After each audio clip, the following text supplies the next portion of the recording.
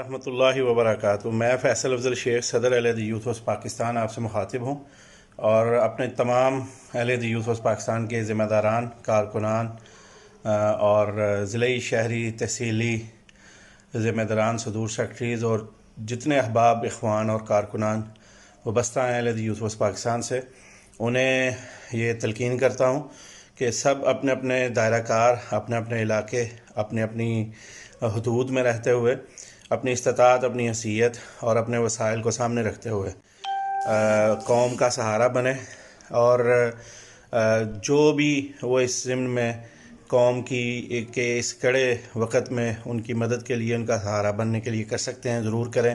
Sanitisers تقسیم کریں، mask تقسیم کریں، گلوز تقسیم کریں۔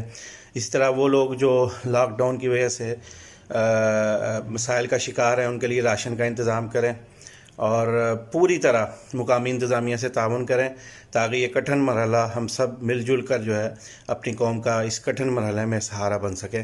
مجھے پوری امید ہے کہ اہل حدیث یوتھ وسط پاکستان کے تمام ذمہ داران، تمام کارکنان، تمام متعلقان اور وابستگان انشاءاللہ اس نازک مرحلے پر اپنی ذمہ داریوں کو سمجھیں گے اور بھرپور طریقے سے انشاءاللہ قوم کا سہارا بنیں گے۔ اللہ وبرکاتہ۔ اور پروفیسر ساجد میر صاحب، امیر مرکزی جمعیت اہل حدیث پاکستان اور دیگر قائدین نے اس ضمن میں بھرپور یوتھ فورس کو کے کارکنان کو کردار ادا کرنے کے لیے تلقین کی ہے۔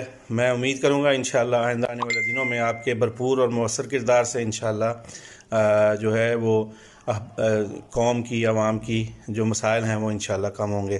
اللہ آپ کا ہمارا حامی و ناصر ہو۔ اسی طرح اپنے آپ کو سب سے پہلے اور اب تمام احباب کو کہتا ہوں کہ توبہ و استغفار اور اللہ کی طرف رجوع کے لیے اپنے معاملات کو مزید بڑھائیں تاکہ ہم اس آفت اور مصیبت سے جو ہے وہ جلد از جلد اللہ کی رحمت سے نجات حاصل کر سکیں۔ بہت شکریہ۔ السلام علیکم ورحمۃ اللہ وبرکاتہ۔